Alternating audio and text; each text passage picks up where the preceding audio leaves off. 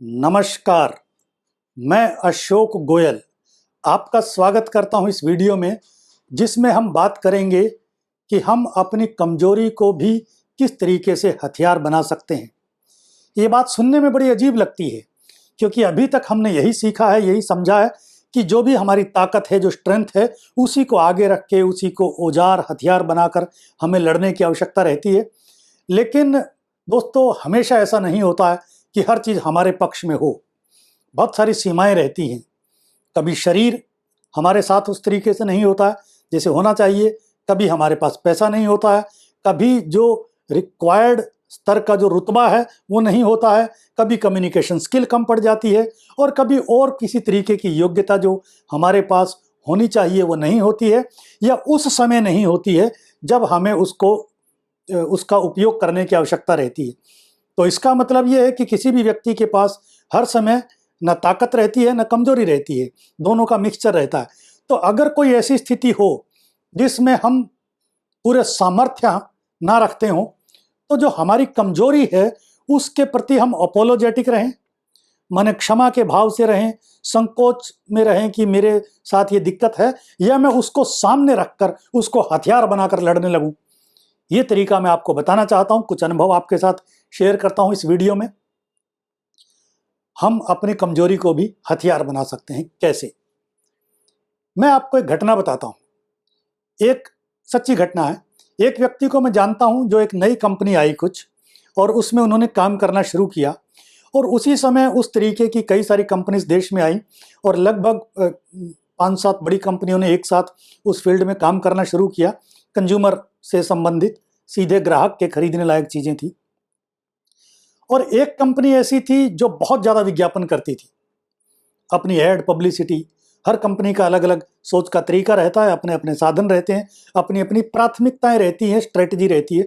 तो एक कंपनी ने विज्ञापन पर बहुत सा पैसा खर्च करना शुरू किया, और दूसरी कंपनी ने उसकी तुलना में खर्चा कम किया।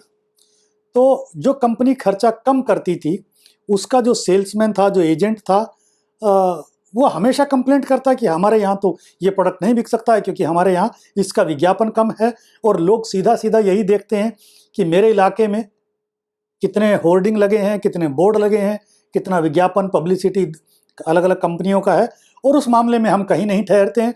तो जब हम कहीं नहीं ठहरते हैं तो स्वाभाविक सी बात है कि ग्राहक के दिमाग में वही ब्रांड ज़्यादा अटका रहता है, ज़्यादा देर तक स्थायी तरीके से रहता है, जिसका विज्ञापन ज़्यादा है। तो मैं तो प्रोडक्ट नहीं बेच सकता हूँ। वे एजेंट थे, फ्रीलांसर थे, और ये बोलते थे कि हमारा प्रोडक्ट इसीलिए नहीं बिक सकता है क्योंकि हम इस मामले में कमज़ोर हैं, हमारा ये पक्ष बहुत कमज़ोर है। अब इस चीज़ का क्या निदान हो सकता है? कोई भी मैनेजर, ब्रांच मैनेजर, उसके हाथ में ये पावर तो नहीं होती है कि वो पूरी कंपनी का जो एड बजट है उसको निर्धारित करे, उसको बढ़ा दे, इसलिए कि उसे अपने एक इलाके में सेल बढ़ानी है, या एक एजेंट को, एक सेल्समैन को इस तरीके की दिक्कत है। तो क्या उपाय हो सकता है? आप सोच कर देखिए कि इस तरह की स्थिति में ज़्यादातर लोग क्या करेंगे। मुझे लगता है ज़्यादातर लोग हार मानकर बैठ जाएंगे, या संकोच के भाव से रहेंगे, या किसी कस्टमर के पास जाएंगे तो उस चीज़ पर चर्चा करने से बचेंगे कि एडवर्टीजमेंट, विज्ञापन, पब्लिसिटी की बात हो, वे कुछ अलग तरीके से बात करेंगे। लेकिन इस कंपनी में जो विज्ञापन पर कम पैसा खर्च करती थी, उसके एक मैनेजर ने बढ़िया तरीका निकाला। सच्ची घटना आपको बताता हूँ। वे एक सेल्स कॉल पर उस एजेंट के साथ गए। वे जब उस ग्राहक के यहाँ पहुंचे तो पहले अपनी कंपनी का बेसिक इंट्रोडक्शन दिया कि हमारी कंपनी ये, प्रमोटर ये, और जो भी अच्छा बता सकते थे 2-3 मिनट में बताया। और उसके बाद ग्राहक के पूछे बिना अपनी मर्जी से इस बात पर शुरू हुए कि हमारी कंपनी थोड़ा अलग तरीके से काम करती है, हम ये नहीं चाहते हैं कि आपका जो दिया हुआ पैसा है वो विज्ञापन पर उड़ा दिया जाए। उन्होंने जानबूझकर इस शब्द का प्रयोग किया।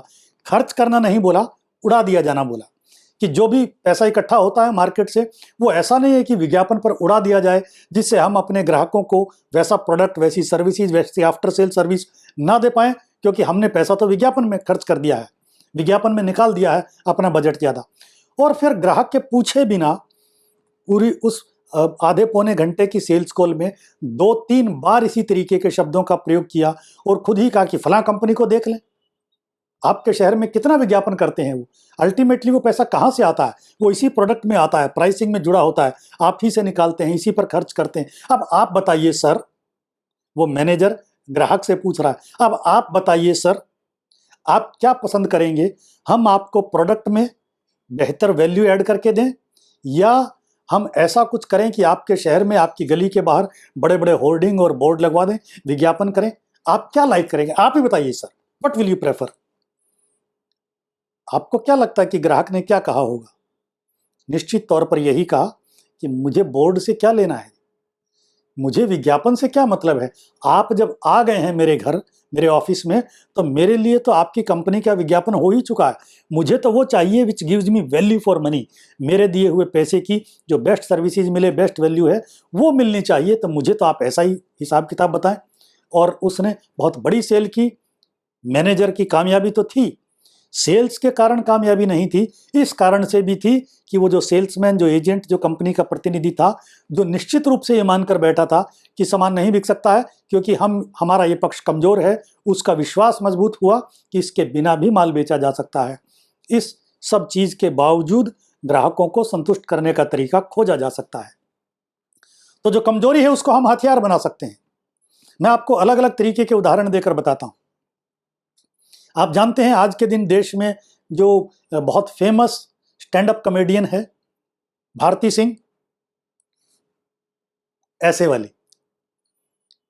किसी भी महिला के लिए मोटा होना बहुत बड़ी सामान्यतः बहुत बड़ी नेगेटिव सी बात समझी जाती है। नॉर्मली दे गो इनटू इन्फीरियरिटी कॉम्प्लेक्स कि मेरा वेट बहुत बढ़ गया है, मोटापा बहुत है, तो मैं प्रेजेंटेबल नहीं हूँ, और तमाम तरीके की चीज़ें वे सोचने लगती हैं। मैं अगर फिल्म इंडस्ट्री में जाऊँ तो फिर कैसे सफल हो सकती हूँ, टीवी पर कैसे आ सकती हूँ, मेरा तो डील डोल जो है वो वैसा नहीं है जो छरहरी लड़कियों का होता है। तो वे इस चीज़ को नेगेटिव भी ले सकती थी जो सामान्यतः महिलाएं लेती हैं, लेकिन उन्होंने इसे हथियार बनाया, अपनी यूनिक सेलिंग प्रोपोजिशन बनाई। अब वे जब टीवी पर आती हैं तो अपने मोटापे के बारे में बोलती हैं, अपना मजाक उड़ाती है, लोग हंसते हैं और वही उनका काम है। तो उनका जो प्रोफेशन है, पेशा है, वो बहुत अच्छे से चल रहा। लेकिन आप देखिए कि तारक मेहता का उल्टा चश्मा जो कार्यक्रम आता है, उसमें जो डॉक्टर हाथी हैं, मुझे सौभाग्य मिला एक बार उनसे व्यक्तिगत तौर पर मिलने का। हम दोनों एक ही टीवी प्रोग्राम में पार्टिसिपेट करने के लिए गए थे। तो उनका डील डोल वाकई ऐसा था, मैंने, अब तो वे गुजर चुके हैं। उनका डील डोल ऐसा था कि सामान्य आदमी से लगभग 4 गुना। और वे बहुत सी फिल्मों में काम कर चुके थे, सलमान खान के साथ काम कर चुके थे, टीवी प्रोग्राम्स में आ चुके थे। तो उन्होंने जो अपना शरीर का भारीपन है उसी को हथियार बना लिया। जो कमजोरी है वो कमजोरी नहीं रही, वो बड़ी ताकत बन गई। मैं आपको अपना उदाहरण देकर बताता हूँ।